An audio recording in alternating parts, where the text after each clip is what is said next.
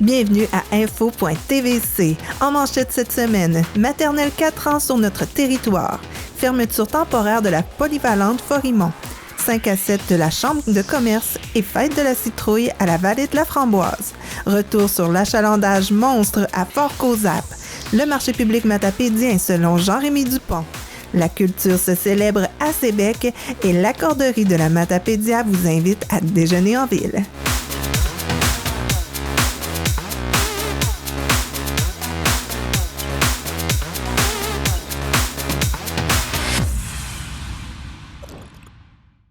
Pour nous joindre, composez le 418-629-4503 ou écrivez-nous à journaliste@tvcmatapedia.com.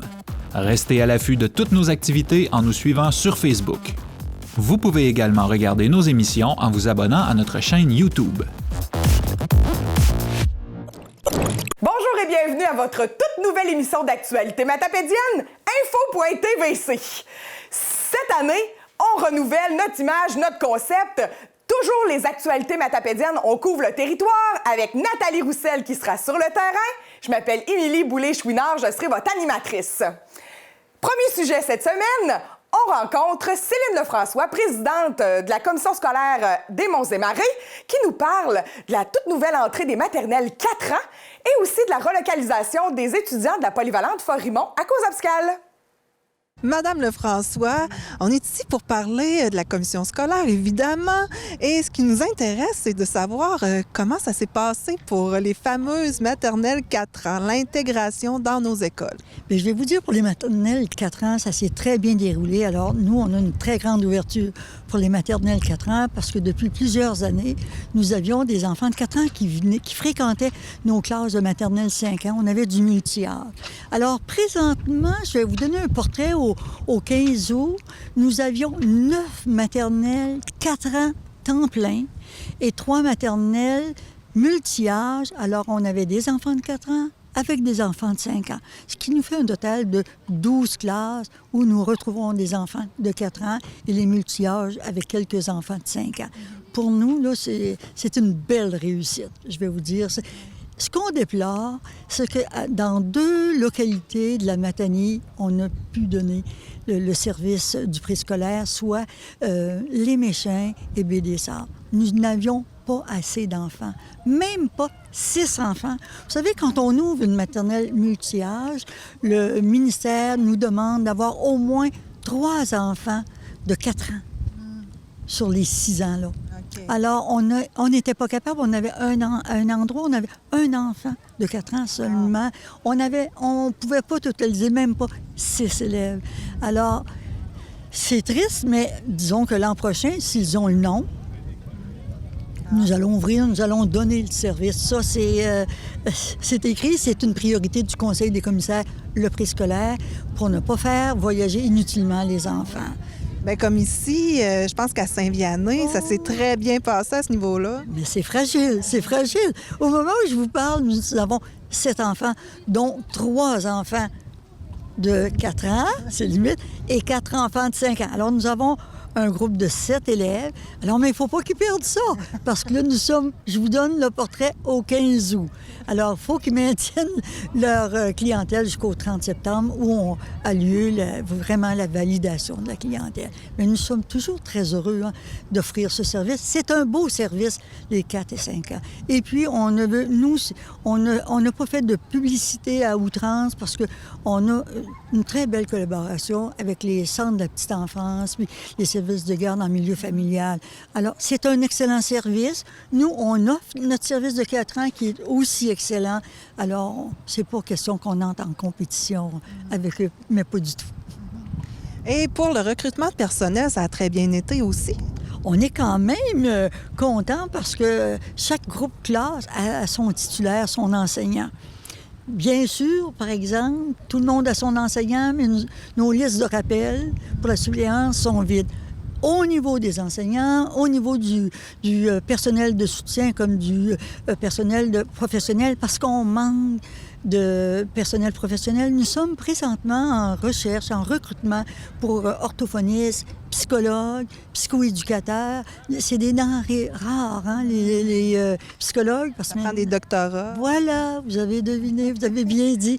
Alors, ça ne court pas les rues. Et puis, nous avons 3 psychologues, je pense, présentement à la commission scolaire. Et bientôt, il y en a qui vont prendre leur retraite. Alors, il faut tout de suite commencer à recruter parce que d'autres vont le faire avant nous. Alors, il faut être proactif à ce niveau-là. Et pour la suppléance, ça prend des gens bien formés aussi. Bien sûr, autant que possible, on veut avoir des gens, on vise beaucoup aussi nos étudiants au bac, au niveau préscolaire, primaire, secondaire. Quelques personnes, quelques étudiants à ce niveau-là, bien, ils sont comme en 4e année, alors ils sont sur la fin, ils font des stages, on peut les utiliser. Puis, certains ont des horaires qui permettent de faire une suppléance, des fois à court terme. Mais pensez aux congés maladie à long terme, les congés maternité, c'est quand même des années. Ça nous prend des gens vraiment qualifiés et c'est ça qu'on recherche. L'appel est lancé. Et maintenant, parlons un peu de cause abscale. Une surprise. Oui, c'est une surprise, mais disons que c'est pas une catastrophe. Là. On a connu pire, vous savez, par les années antérieures. Présentement, les élèves de cause abscale de l'école secondaire sont relocalisés au centre de foresterie qui est en face, là. Alors, c'est vraiment un problème au niveau des escaliers de secours. Comme quand ils sont venus à accrocher, à fixer les escaliers, ils ont dû ouvrir les murs. Alors, ils ont vu là, qu'il y avait des difficultés à ce niveau-là. C'est le temps de l'école. C'est le temps de la rentrée. Alors, comme il y avait une problématique et on ne pouvait... Puis ces escaliers-là font partie des sorties de secours. On ne pouvait pas laisser les enfants circuler. Puis quand il y a des travailleurs, c'est très, très difficile. Alors, pour la sécurité de notre personnel, sécurité de nos élèves, on a cru bon les déménager quelque temps du côté du centre de la foresterie où, je vais vous dire, l'accueil a été très chaleureux et les classes, il y a des belles classes. Alors, pour quelque temps, peut-être 2-3 semaines au maximum, là, les enfants pourront réintégrer leur école. C'est encore une question d'amiante, mais... À l'extérieur seulement, pas à l'intérieur. Puis ils enlèvent le revêtement, les briques, tout ça, et puis là, il y aura un revêtement nouveau, mais comme cette amiante-là est à l'extérieur, il n'y a pas de problème. C'est pas une problématique comme Armand-Saint-Onge, nous avons connu ça une fois, ça suffit. Ah oui. Mais ça fait une expérience que ça vous permet maintenant d'être moins surpris. On est proactif et très habile dans cette étude-là. Et vous avez quand même eu un bon montant là, pour les rénovations ici. Fenestration, et puis tout ce qui est les escaliers et tout ça, nous avons eu, si ma mémoire est bonne, 1 500 000. Alors, toutes nos écoles, si vous faites le tour, toutes nos écoles sont en rénovation. On a eu un budget au-delà de 15 millions. C'est du jamais vu, hein? Puis on avait eu autant l'an passé, puis probablement qu'on en aura autant l'an prochain. Alors, nos écoles seront vraiment en excellent état. Ça, c'est plaisant, c'est encourageant. Oui. Alors, finalement, c'est des bonnes nouvelles que vous aviez à nous apporter. Et puis, on vous souhaite une excellente année scolaire. Merci beaucoup! Le 17 septembre prochain, les administrateurs de la Chambre de commerce vous invitent à un 5 à 7. Nathalie a rencontré Valérie Prévéraud, la directrice de la Chambre de commerce, pour vous donner tous les détails de cet événement.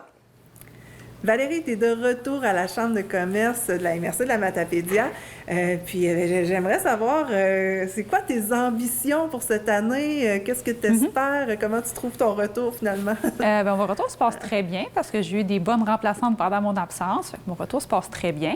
Mes ambitions pour cette année, on est dans une année de gala reconnaissance. Je pense qu'avec notre dernier gala, on a vraiment mis la barre haute. C'est vrai. C'est d'égaler, puis peut-être même de dépasser le gala qu'on a fait la dernière fois. Fait qu'on est vraiment déjà dans les préparatifs. C'est sûr qu'on veut revenir avec une campagne de Noël cette année pour promouvoir l'achat local parce que ça fait vraiment partie des missions de la Chambre. Puis on veut continuer ce qu'on a toujours fait à la Chambre de commerce, dans le fond, offrir des activités de réseautage puis de formation de qualité à nos entrepreneurs pour leur permettre de s'améliorer. Et là, il y a du nouveau pour le conseil d'administration des nouvelles personnes et vous voulez les présenter dans le cadre d'un 5 à 7. Oui, c'est ça. En fait, c'est notre première activité depuis qu'on a eu notre AGA au mois de juin. Fait que ça peut être une belle occasion, dans le fond, pour nos membres de venir rencontrer notre conseil d'administration, venir échanger avec eux pour jaser des attentes envers la Chambre de commerce, vers quoi nous, on fait les formations, en fait, qu'on pense que les gens ont besoin, mais c'est bien de discuter avec nos membres pour savoir qu'est-ce qu'eux aimeraient, où est leur intérêt. Fait que ça peut être une belle occasion d'échange puis de réseauter. Et puis, sur le conseil d'administration, est-ce que tu peux me nommer les nouvelles personnes qui en font partie? Les gens qui se sont ajoutés à notre AGA de juin, il y a Jérémy Blouin qui représente le secteur agricole. Il y a aussi Hélène Guilbeault qui travaille au Château Bellevue et Nancy Couture qui travaille pour la Caisse des Jardins, Vallée de la Matapédia, qui se sont joints à nous. Donc, ça peut être fort agréable de découvrir ces nouvelles personnes. Et puis, on vous souhaite une excellente année. Puis, on va se recroiser, c'est sûr, pour annoncer vos événements. Merci beaucoup. Bien, merci à toi. Nathalie est allée à Valbriand rencontrer Chantal Paradis, copropriétaire de la Vallée de la Framboise, pour vous inviter à la fête de la citrouille. Chantal, ça va être le retour de la fête de la citrouille. Peux-tu me dire quelle date exactement? Les 21 et 22 septembre. Cette année, on a opté pour 2 jours au lieu de 3 jours, presque 4 l'année passée. OK. Et puis, qu'est-ce qui va se passer cette année? Est-ce que ça va être encore avec un chapiteau qui peut partir au vent? Ah non, il n'y en aura pas de chapiteau cette année. Non, mais cette année, tout va se passer ici sur le site de la Vallée de la Framboise. Dans le fond, on va avoir un sculpteur de citrouille, Alexis, qui est venu au Salon des mots à Sébec. Et c'est comme ça que j'ai fait la rencontre. Ah, oui? Oui. Fait que c'est quelqu'un de la région de Montréal qui vient vraiment nous montrer comment sculpter dans une citrouille, là. Pas juste faire du crayon, c'est vraiment de la grosse sculpture, là. OK. Fait que, il va y avoir des ateliers le samedi, le dimanche, 2 ateliers par jour. Et il va y avoir aussi des combats d'épée en mousse. C'est toujours la même personne qui va animer cette activité-là. Sinon, on a les productions épisodes qui sont de Québec. Donc, c'est eux qui, souvent, vont faire les festivals d'été à Québec, la Nouvelle-France. Donc, c'est eux qui gèrent ça. Et c'est eux qui vont être ici. Oui. Okay. Dans le fond, on a choisi 2 personnages de Valbriand, 2 personnages historiques de Valbriand. Et eux vont s'approprier ces 2 personnages-là. Ils vont s'incarner. Exactement. Et c'est des personnages ambulants. Donc, ça veut dire que tout au long, pendant 3 heures demi-journée, 2 fois 3 heures de demi-journée pendant les 2 jours, ils vont se promener à travers les gens. Et ils vont parler de leurs personnages, ils vont interagir avec les gens. Ils vont s'approprier toute exactement, l'histoire. Oui, c'est ça. C'est ça. Fait qu'on a des gens de Valbriand qui ont bien voulu les alimenter pour leur faire connaître les personnages. Belle idée. Donc, oui, c'est ça. Est-ce qu'on peut connaître les personnages? Non, puis je les connais pas encore. Moi-même, je les connais pas encore. Puis, c'est ça. Je pense que ça va être la surprise aussi de les connaître, c'est ça, le 21 et le 22. C'est intéressant. Et sinon, souper hot dog avec chansonnier le samedi soir. Okay. Et notre souper traditionnel de fermeture à la salle des 50 ans et plus le dimanche soir. Ouais. Encore une très belle fin de semaine. On vous souhaite du bon temps. Et puis, c'est ça, on peut toujours aussi venir là, entre-temps.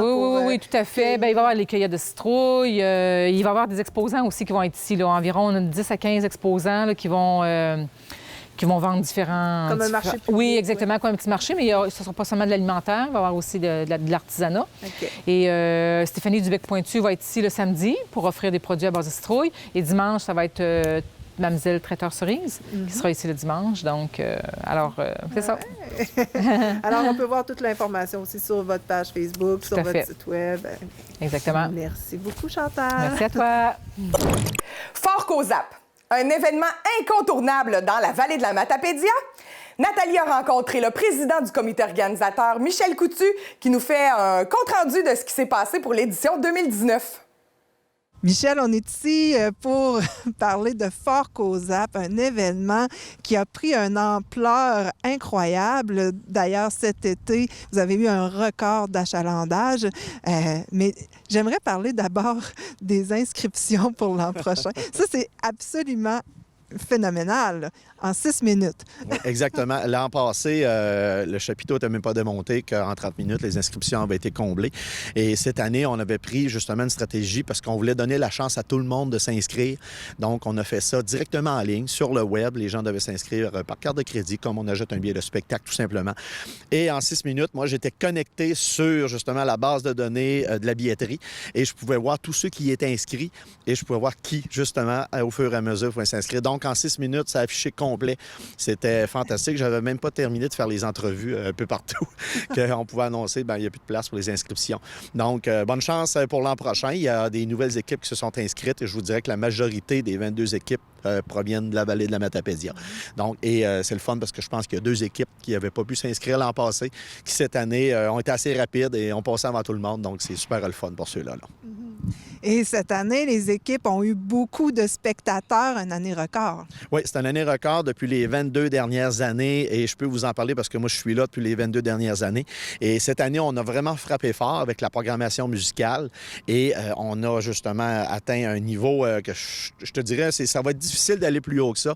Pas loin de 20 000 personnes et on a pu quantifier ça justement parce que la passerelle était fermée.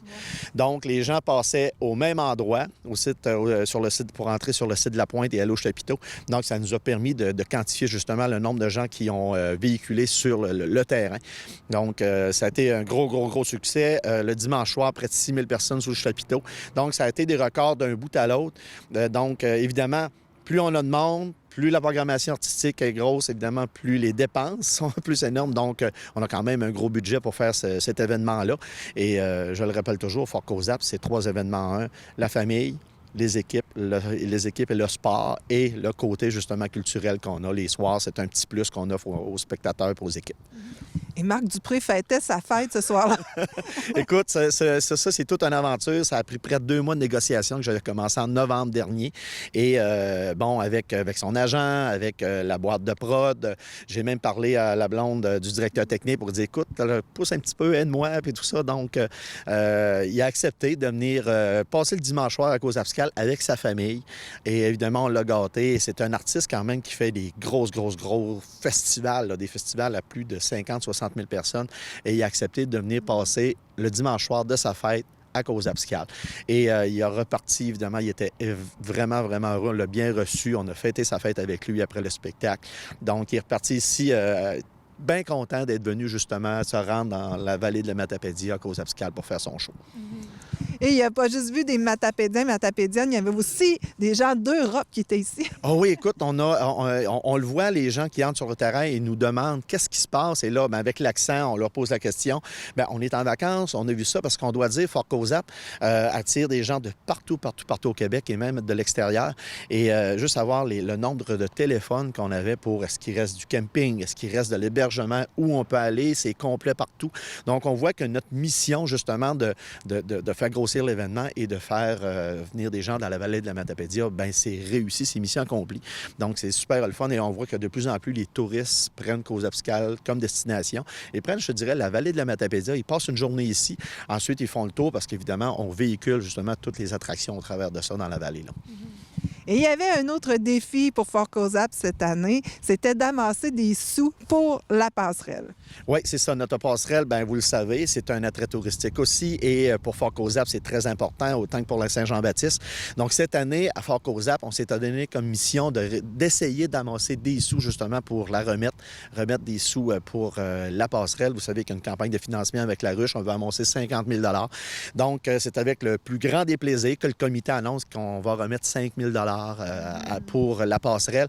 Il y a un montant de 500 quelques dollars qui provient des inscriptions d'équipe, parce qu'on a donné un 25 $ par inscription d'équipe pour le projet de la passerelle, et quelques 4 000 $ et plus là, pour justement, qui provient justement de ce qu'on a généré avec les dons de vente des billets, le don des ventes un petit peu de toutes sortes de choses qu'on a amassées justement pour que les gens pouvaient donner des dons dans la fin de semaine.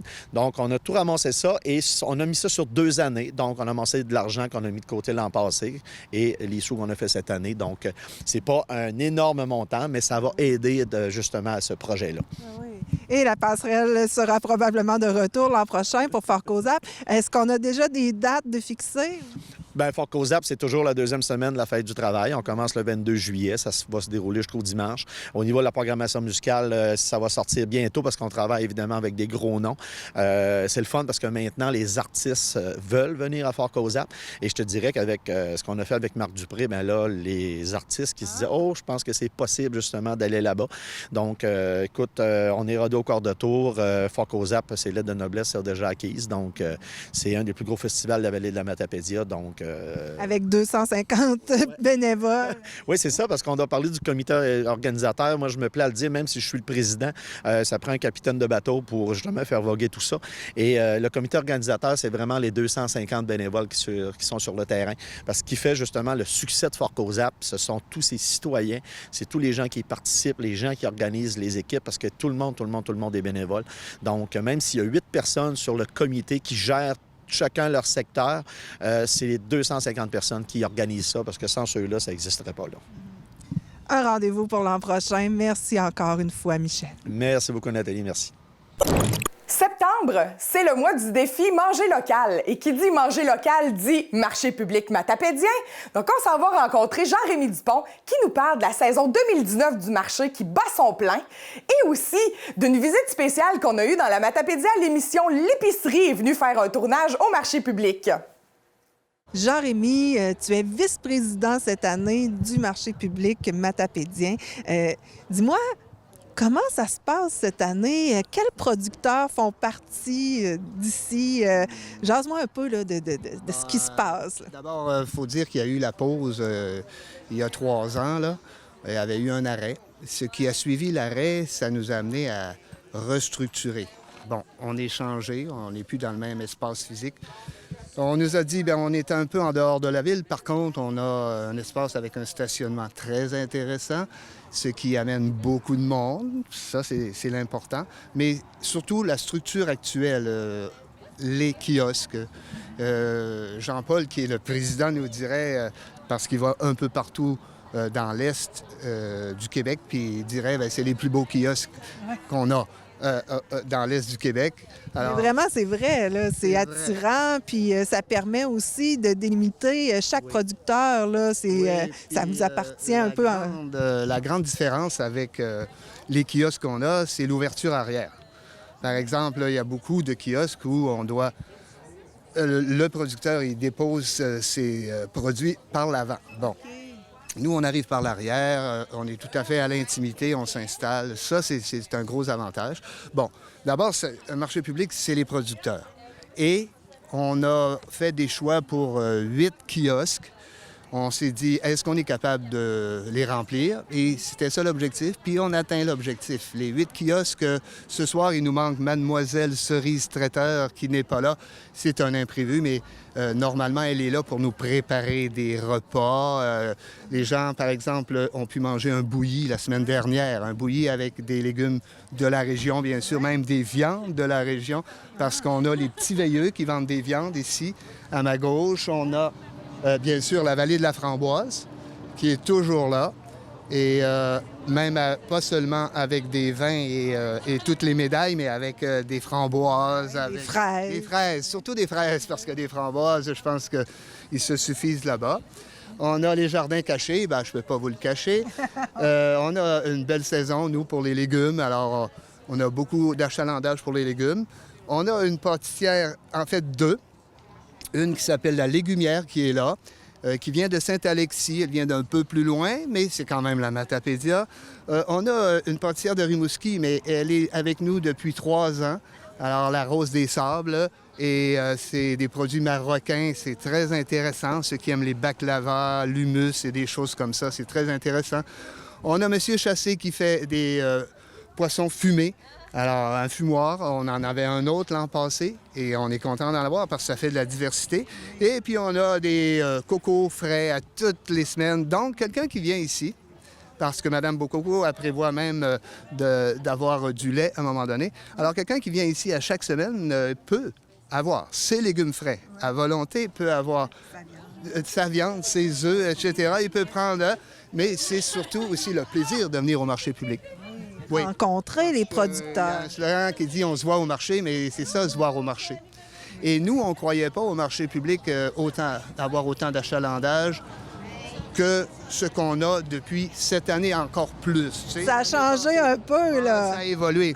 Alors, je disais, dans le temps, c'était des gens qui avaient à peu près ma génération, là, des cheveux plutôt blonds. Et maintenant, c'est pas rare de voir plein d'enfants, une génération dans la trentaine, jeune trentaine, avec des petits-enfants qui viennent nous voir dessiner des moutons. Oui, la semaine dernière, j'ai une petite fille qui est venue, 12 ans. J'ai dit, dessine-moi un mouton. Je savais qu'elle dessinait. Puis elle m'a dessiné un mouton. Ouais. On peut faire de tout ici. D'ailleurs, mon mouton encore, je le garde. J'ai apporté un livre de Saint-Exupéry le lendemain. Elle était très heureuse. Mais c'est ça, le marché public. Il y a une C'est un vieille bel madame échange. qui vient chercher des tomates vertes pour faire ses conserves. Bon, on peut avoir ici... Tu sais, je prends l'exemple des viandes. Moi, j'achète mes viandes au marché public. Pourquoi pas? Il y a des viandes de haute qualité à bon prix. Bien, pourquoi pas? Alors, je vais chercher mes œufs à côté. Et puis, ce qui est plaisant aussi, je trouve, au marché public, entre producteurs seulement. Quand c'est la fermeture du marché public, bien là, on se donne des choses. On s'aide à fermer les panneaux. Bon, c'est beau. Moi, je connaissais pas ce monde-là. Le monde même agricole, parce que c'est un peu agricole, si on veut aussi, mais c'est un monde très, très, je dirais, convivial, amusant, puis je suis bien heureux de ça. Le marché, donc, est plutôt en progression. Et ça continue, c'est pas terminé, Ça là. continue, parce que, regarde, ce qu'on appelle les gros marchés, normalement, commencent à peu près là. OK? Les gros marchés, parce que là, souvent, il y a maraîchers, là, hein? On parle de maraîchers. Mais les gros marchés sont commencés depuis 3 semaines. Puis il ne faut pas oublier qu'il reste encore 4 marchés après celui de ce soir. Alors, il reste 4 marchés, c'est loin d'être fini. C'est l'abondance qui est encore là pour un bon bout encore. Jusqu'à, en fait, presque 1er octobre. Il y a un événement qui a eu lieu l'an passé. Est-ce que ça va revenir, le déjeuner, le brunch? Ouais, le fameux brunch, ça a été une formule gagnante l'année passée. C'était un brunch qui était présenté à Lac-au-Saumon, en fait, le nouvel espace, l'ancienne église. Et c'était une formule... enfin, les gens, c'était Mademoiselle Cerise Traiteur qui est habituellement dans le kiosque ici. Elle va revenir cette année et ça a été très apprécié. C'était un déjeuner gargantuesque et beaucoup de monde était là et c'est sûr qu'on va répéter. Parce qu'on avait déjà fait des soirées plus festives avec bière un peu et puis produits locaux. Mais là, on continue produits locaux, on enlève la bière au déjeuner, puis on a un brunch extraordinaire. Ouais, Ça permet d'utiliser beaucoup de produits d'ici.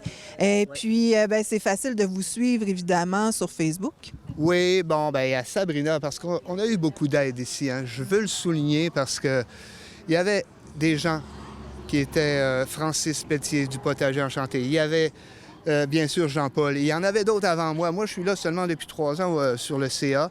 Mais ces gens-là, ils ont travaillé énormément. Il y a eu une pause parce que c'était un peu difficile de fonctionner avec des kiosques démontables. C'était un gros travail. Je l'ai vécu la première année. C'était dur.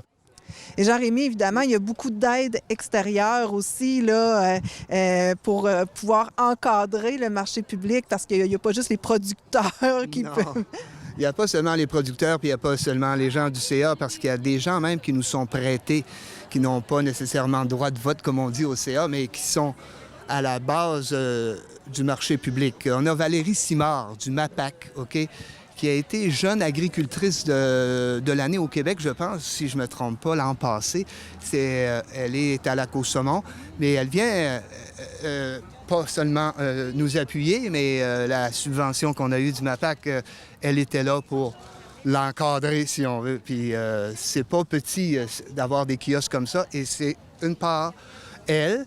D'autre part, on a Sabrina Raymond, qui est notre coordonnatrice cette année, mais en plus qui toujours nous est passée par le SADC. Et ça, c'est une personne ressource extraordinaire. Puis maintenant, il nous arrive d'autres gens. La MRC, par exemple, David Jacques vient nous rencontrer.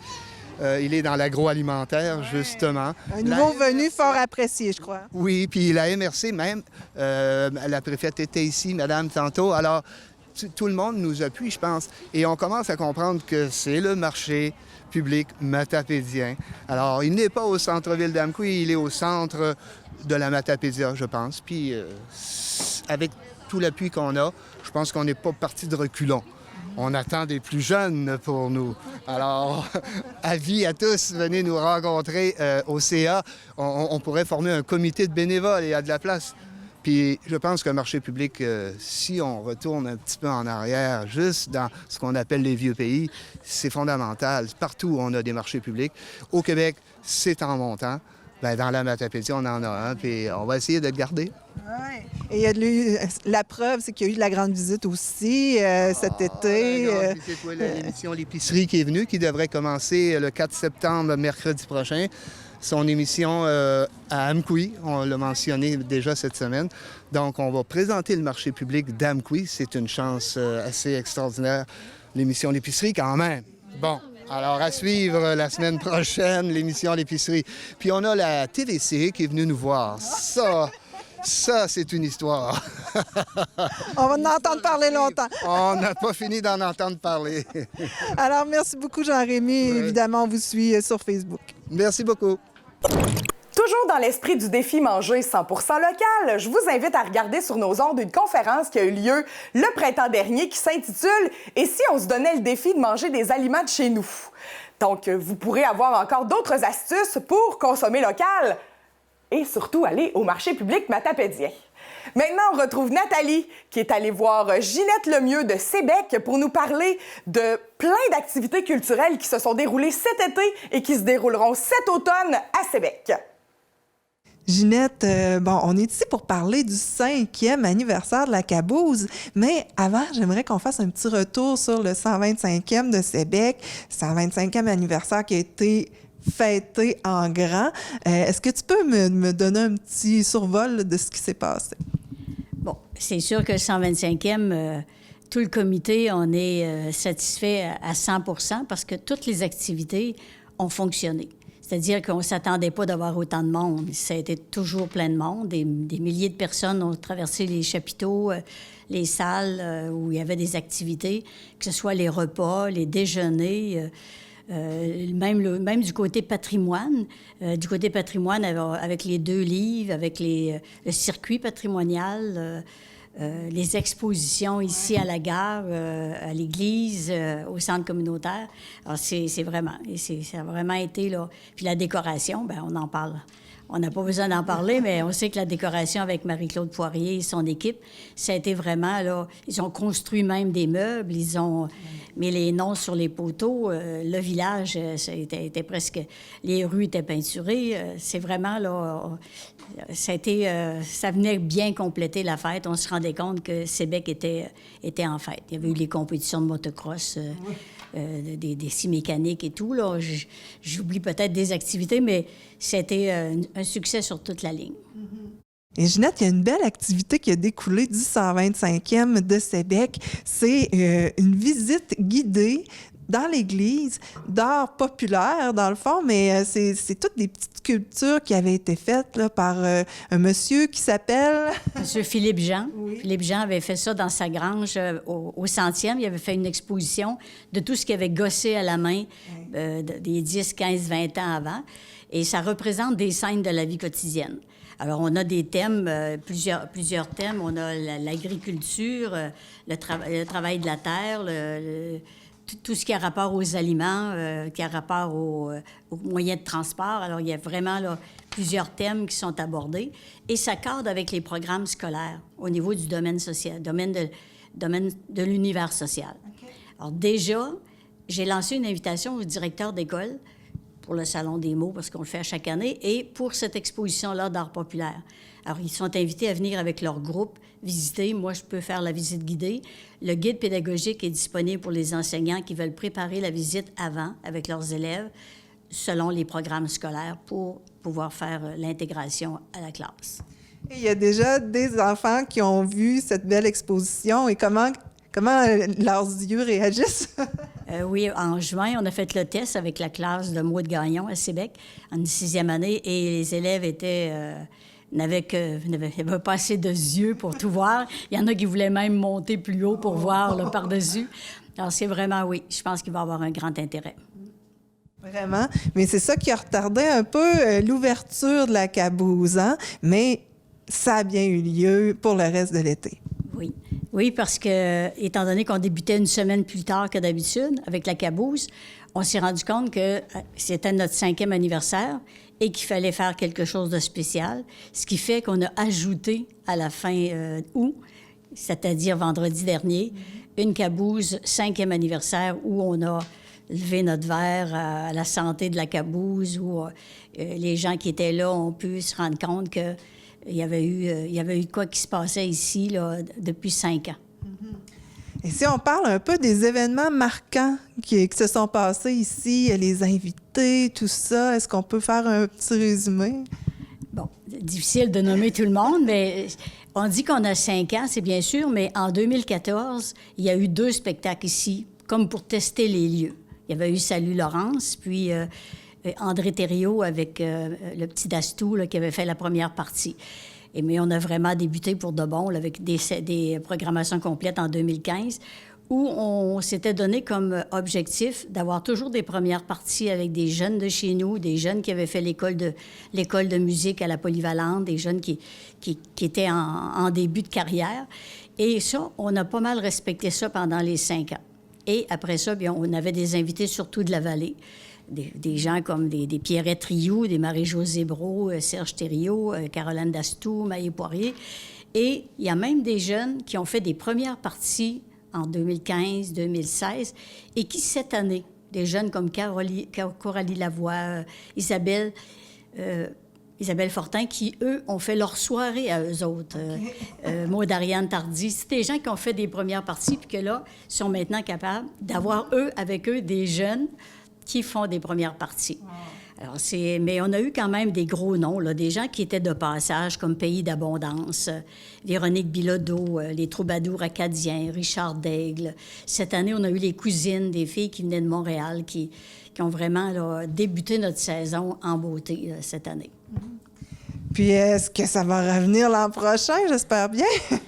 En tout cas, pour l'instant, c'est déjà décidé qu'on continue l'année prochaine parce que déjà, ce qui arrive, c'est que cette année et l'année passée, c'est les gens qui nous appellent pour venir à la Caboose. Fait qu'on peut pas répondre à la demande. Tu sais, je regarde du côté de Rimouski, il y a des groupes comme Soulevant, des gens qui veulent, comme le Quatuor Saint-Germain, ils ont des jeunes, eux autres aussi, qui grandissent et qui sont capables de faire des soirées. Et alors, on veut vraiment là, aller de l'avant et donner encore plus. Et vous donnez encore plus cette année avec les Journées de la culture qui vont revenir. C'est quoi qui se prépare, là, le thème de cette année? Bon, le thème de cette année, c'est la rencontre. On nous laisse une porte ouverte à des rencontres de toutes sortes. Des rencontres de choses qui vont ensemble ou de choses qui vont pas ensemble, mais c'est la rencontre. Alors, ce que nous, on a pensé, c'est qu'avec l'élan de bénévolat qui s'est passé lors du 125e. Beaucoup de jeunes se sont impliqués. Alors, on veut donner la chance à ces jeunes-là de venir nous dire qu'est-ce qu'ils voient à Sébec comme avenir au niveau de la culture, des loisirs, des organismes et tout. On ne veut pas inviter juste les jeunes, on veut inviter toute la population, mais on pense qu'on aura peut-être le goût de venir parler, Le thème, ce serait créativité, innovation. Alors, on va essayer d'être créatif, voir comment on pourrait être créatif et comment, avec la créativité qu'on a, qu'est-ce qu'on pourrait mettre de nouveau de l'avant chez nous. Donc, c'est vraiment embryonnaire pour l'instant. Il n'y a pas encore d'invités, de planifiés, je ne sais pas. Non, pas nécessairement encore. C'est sûr qu'on va aller chercher quand même au niveau de l'animation de cette journée-là. On ne sait pas encore quel sera le nombre d'heures. Il y aura sûrement des ateliers et ça se tiendra sûrement sur une journée, avec peut-être un repas avec ça, mais pour l'instant, on est à la recherche d'animateurs pour faire parler ces gens-là, les rendre à l'aise, des gens qui ont de l'habitude dans ce domaine-là. Puis pour donner, pour les gens qui veulent donner leur nom, j'imagine que c'est à toi. Bon, pour l'instant, c'est sûr qu'on va mettre sur Facebook peut-être un événement, et là, les gens pourront aller s'inscrire sur l'événement. Et on pense qu'au cours du mois de septembre, il y aura peut-être la fête des bénévoles, des gens qui ont travaillé pour le 125e. Alors, ce sera un bon moment aussi pour faire des contacts avec les gens qui s'étaient impliqués et qui vont peut-être vouloir aller de l'avant et continuer avec nous. Et la Maison de la culture ici à Sébec, est-ce qu'elle va finir par être ouverte à l'année? Oh, je voudrais bien répondre positivement tout de suite à ta question, mais c'est dans les mains de la municipalité. C'est pour le 3e automne qu'on fait la demande pour au moins isoler pour qu'on puisse l'ouvrir pour des activités, avoir une programmation régulière. Ça ne veut pas dire tous les jours, mais peut-être que tous les mardis pour avoir quelque chose, une fois par mois, autre chose, toutes les 2 semaines. Et comme là, présentement, on veut organiser des ateliers théâtre pour les jeunes. Alors, c'est sûr que les tenir ici, ça n'a pas la même signification que de les tenir dans une salle à l'école, ou très bien à l'école aussi après. Mais il reste que on aimerait ça utiliser la Maison de la culture pour, comme le salon de Noël. C'est toutes des choses. Puis du côté de la culture, c'est bien sûr qu'on aimerait ça avoir une personne, pas nécessairement à temps plein, mais qu'au moins qu'il y a une quinzaine ou une vingtaine d'heures à nous consacrer pour monter des projets, à faire des agrandissements ici, voir comment on fait du financement et tout. Alors, on a beaucoup d'attentes. Oui. Évidemment, ça bouge toujours en culture ici à Sébec. Et puis, est-ce qu'il y a d'autres projets qui sont en route ou... Dans des projets en marche, on a un spectacle en préparation pour le 6 décembre. Il reste des choses à attacher, mais ça va pas mal bien. Parce qu'on est habitué à Sébec, à Noël, de faire un spectacle. Alors, si on pense à Mélissa Bédard, on a eu Tocadéo de Noël, on a eu Marie-Denise Pelletier avec Les Voix de la Vallée. On a toujours un spectacle dans le temps de Noël, dans ces dates-là. Alors, on pense qu'on ne veut pas laisser cette coutume-là de côté. En tout cas, tant mieux si ça fonctionne bien et qu'on puisse aller de l'avant avec ça. Puis après ça, comme je disais tantôt, on veut organiser des ateliers théâtre, peut-être un salon de Noël, et c'est en gros là, ce qui se prépare. Mm-hmm. C'est déjà beaucoup, et puis félicitations encore pour les 5 ans de la Cabouse. Et puis, on se donne un autre rendez-vous. Ah oui, le Salon des mots! J'étais en train... Comment l'oublier? Mais... Parlons du Salon des mots. Juste un petit mot pour dire que déjà, on est à la recherche là, de grands noms, d'auteurs connus que les jeunes aiment, qui voudraient avoir. Pour notre 10e, c'est notre 10e Salon des mots. Alors, on voudrait avoir plein de surprises. On voudrait vraiment là, avoir le plus beau des salons depuis le début. Alors, on est là-dedans déjà. On travaille fort. OK. Et puis, on peut aller sur la page Facebook du Salon des mots pour pouvoir offrir des talents comme ça. Alors, merci beaucoup, puis on vous souhaite de bien vous amuser à travers tout ça. Merci, ça nous fait plaisir. Connaissez-vous la Corderie de la Matapédia et son activité de financement Les Déjeuners en ville? Nathalie est allée rencontrer Daniel Dumais pour en connaître plus sur le sujet. Monsieur Dumais, on est ici pour parler de la Corderie parce qu'il y a des petits billets en vente, mais ça, on va y revenir. D'abord, j'aimerais qu'on parle un peu où en est la Corderie dans la Matapédia là, aujourd'hui. Oui. La Corderie, c'est né ici dans la Matapédia depuis 2017, mais ça existe quand même depuis 2003 au Québec. Il y a le réseau des accorderies depuis 2006 aussi là, qui s'est formé parce que quand une accorderie veut entrer membre du réseau des accorderies, il y a quelqu'un qui chapeaute tout ça, puis tout le système informatisé est déjà tout construit, tout ça. Fait que c'est comme plus facile pour l'accorderie de commencer à starter ses opérations. Donc, nous, c'est ça, on est rendu actuellement aux alentours de 115 membres là, dans la nôtre. C'est répandu un peu dans la Matapédia, un peu partout, mais plus à Amqui, évidemment. Oui, c'est ça. C'est dans les 18 municipalités, que ce soit de Saint-Maurice jusqu'à Sainte-Florence. Toutes les municipalités ont déjà des membres qui sont rentrés. Il n'y en a pas qui n'en ont pas. C'est sûr que le plus gros bassin, je te dirais, aux alentours de 50 % sont dans la région d'Amqui. Mais il y en a partout quand même. Puis les échanges se font aussi. On peut donner peut-être quelques exemples des services qui sont offerts? Oui, c'est ça. Fait que j'expliquais un petit peu, la corderie, dans le fond, c'est des échanges de services entre les gens. Hein? Fait que... puis ça coûte rien. Fait que c'est du temps qu'on a. Fait que si moi, je m'en vais chez vous, tu as besoin de faire tondre ta pelouse, je m'en vais chez vous, je tonds ta pelouse. Toi, tu es bonne dans, je sais pas, moi, correction de texte en français, quelqu'un d'autre t'appelle corriger ses textes en français, tu envoies ça par Internet, tu retournes ça, même pas besoin de vous déplacer. Puis, toutes les heures d'échange qu'on a, ça coûte rien. Un qui fait 1 heure à quelqu'un, l'autre fait une demi-heure à quelqu'un, l'autre fait 3 heures avec un autre, bon, tout ça. Puis, c'est tout informatisé. Fait que quand quelqu'un rentre membre, mettons qu'il veut rentrer membre de la corderie, ça coûte 10 puis tu es membre à vie à ce moment-là. Puis, en rentrant membre, ça te donne un bloc de 15 heures pour commencer à aller chercher des services des autres personnes. Puis, tu peux donner des services aussi. Fait que si tu donnes des services, ça augmente ta banque d'heures. Si tu vas en chercher des autres, ça baisse ta banque d'heures. Donc, il ne faut pas t'attendre d'être à 0 avant d'aller en offrir à d'autres aussi. Puis les échanges de services, ça peut être la garde d'enfants, ça peut être l'aide aux devoirs le soir, ça peut être accompagner une personne âgée pour aller dans des rendez-vous, aller à l'épicerie, que ce soit proche ou moins proche, tondre de la pelouse, faire de la construction. Écoute, on a comme 1000 exemples. Ça peut être du covoiturage aussi. On vient de l'ajouter là, dans notre région. Ça va être intéressant aussi, du covoiturage à partir d'Amcou vers Rimouski, vers Québec, vers Montréal, vers la Gaspésie, vers la Côte-Nord, tout ça. Fait que ça, c'est quelque chose qui nous était demandé, mais on les avait pas comme telles, ces offres-là, d'ajouter dans notre coin. Fait que là, on les a fait rajouter. Fait que ça peut être une bonne chose pour les jeunes, les moins jeunes. Hein? Les plus jeunes voyagent, les plus jeunes veulent embarquer avec des autres, ça peut être des échanges comme ça aussi. Puis encore là, du covoiturage, ça coûte rien là, pour les gens.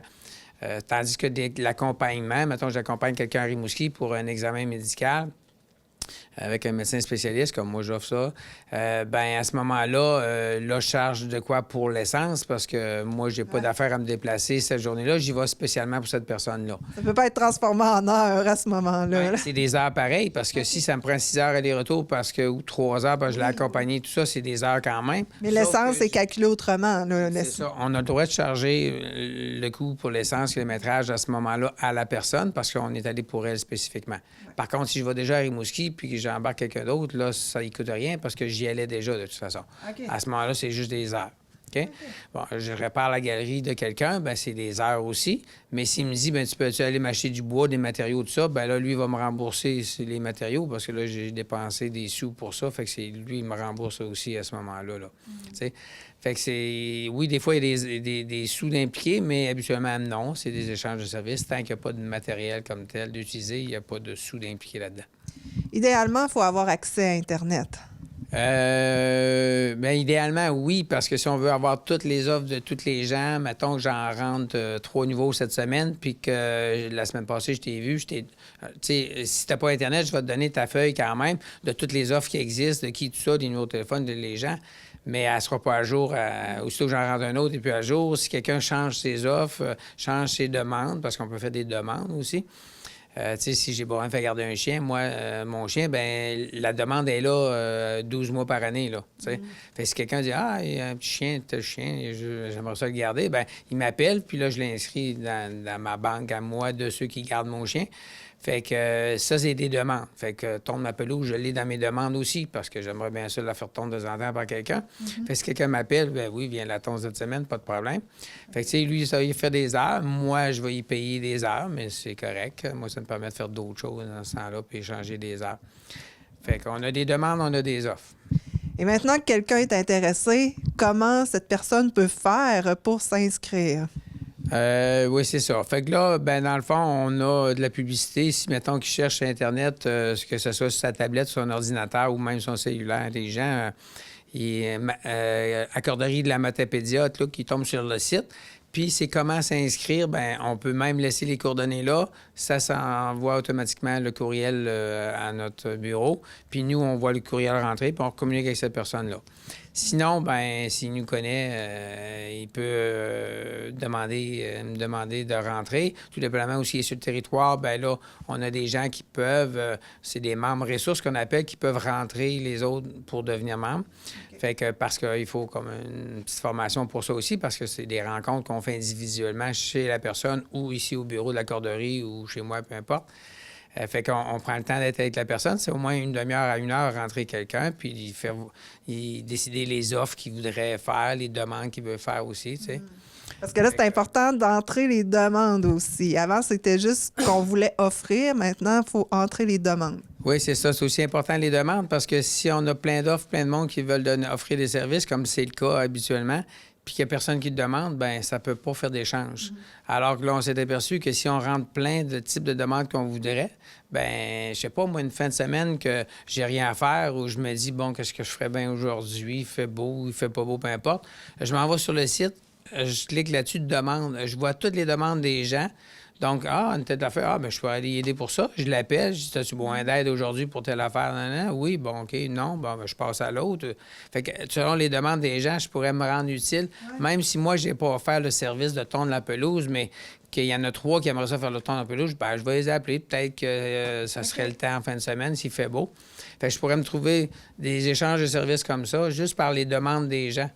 On n'est pas obligé de s'en tenir à ce qu'on avait offert au départ. Non, on pourrait ne pas, justement. C'est ça que je veux habituer les gens aussi, à aller voir les demandes des autres. Parce que si moi, j'ai pas offert d'aller poser une pôle à rideau, là, parce que je suis capable d'y poser sa pôle à rideau à madame. Là, ça fait 3 mois qu'elle attend que quelqu'un l'appelle, là, tu sais, comme c'est arrivé l'année passée.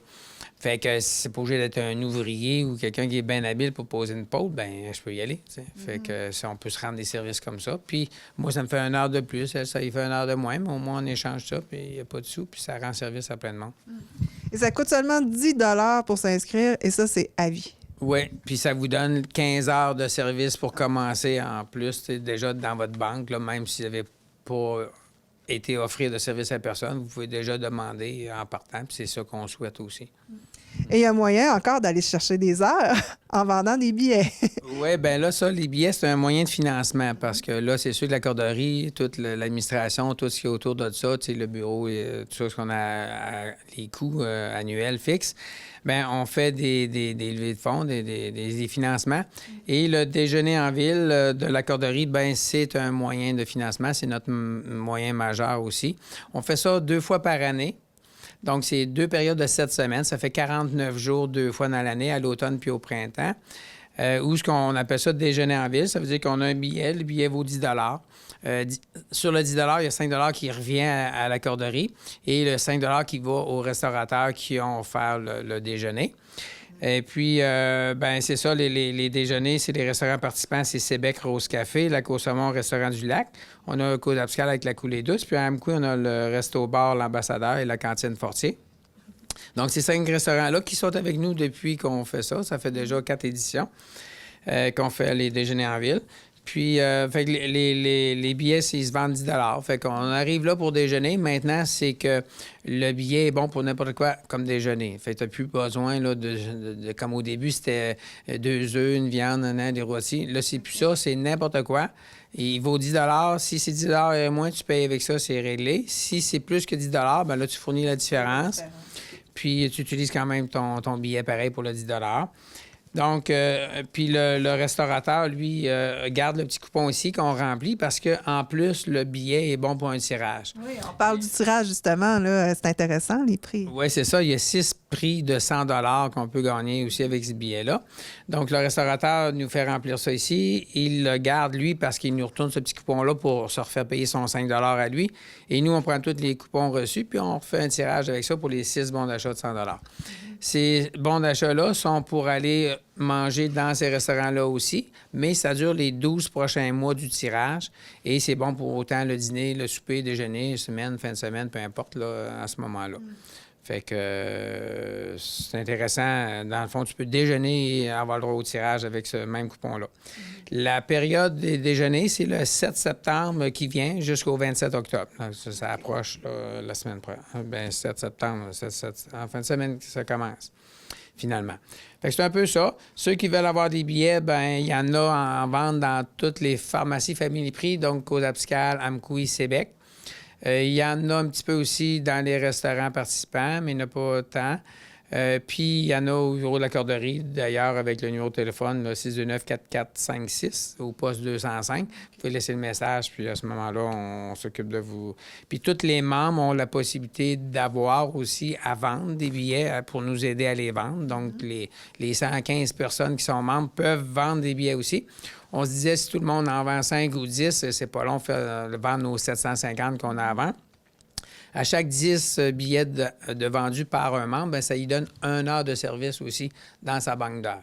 Fait que c'est pour nous aider, ça nous rend service, donc on échange 1 heure avec lui à chaque 10 billets de vendus. Fait que c'est un peu ça, Ça peut être intéressant aussi pour les entreprises, des fois, qui vont manger, déjeuner en gang. Il y a plein de monde qui peuvent se reconnaître là-dedans. Bien, c'est ça. Les entreprises, d'ailleurs, merci parce qu'ils en achètent en grand nombre quand même aussi. Que ce soit pour une réunion qu'ils décident d'aller faire au restaurant ou juste entre collègues. Puis les familles aussi. Hein. Il y a des gens qui vont en famille, des fois 10, 12, 15, 20 personnes. Fait que c'est toute une possibilité, que ce soit par les entreprises, par les individus, les familles, peu importe. Alors, un très beau mouvement qui est parti ici dans la Matapédia. Et puis, on vous souhaite longue vie. Merci beaucoup. Bien, bienvenue. Bien, bon déjeuner à tous.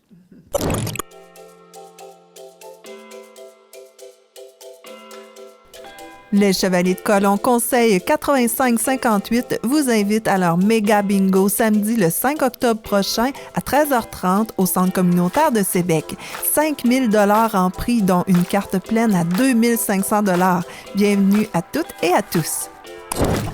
Vous êtes invités à participer à la 15e édition de la marche Terry Fox le 15 septembre prochain à l'Hôtel Gagnon dès 13h30. Circuit dans le parc Pierre-et-Maurice Gagné à partir de 14h, dont volontaires. Le Cercle des fermières d'Amqui invite toutes les femmes intéressées à assister à l'une de leurs rencontres mensuelles le lundi 9 septembre à 19h au Centre récréo-culturel d'Amqui, local 122. Le Club de danse L'Amitié d'Amqui vous invite à son souper hot dog et soirée de danse le 14 septembre à 18h au gymnase de l'École Caron, porte 4, 50 rue Roy à Amqui. Coût 15 $, incluant le souper, soirée de danse ainsi que la carte de membre 2019-2020. S'il vous plaît, confirmez votre présence au numéro suivant 88 631 0101 ou 88 629 3138. Bienvenue à toutes et à tous. La Clinique Amie des bébés vous informera sur la diversification alimentaire menée par l'enfant. Atelier offert par Caroline Gontier, nutritionniste, le 19 septembre à l'hôpital d'Amqui au local A3 311 entre 9h et 10h30. J'espère que vous avez aimé notre toute première édition de notre nouvelle émission d'actualité Info.tvc. Si vous avez des idées de reportages à nous proposer, je vous invite à nous contacter au 629-4503. Je vous invite à jouer au Télébingo ce dimanche 12h30. Merci et bonne semaine. Informatique Barrest est responsable de l'entretien du matériel informatique de votre TVC. Informatique Barrest, vente et réparation d'ordinateurs, services commerciaux et résidentiels. 418-629-INFO.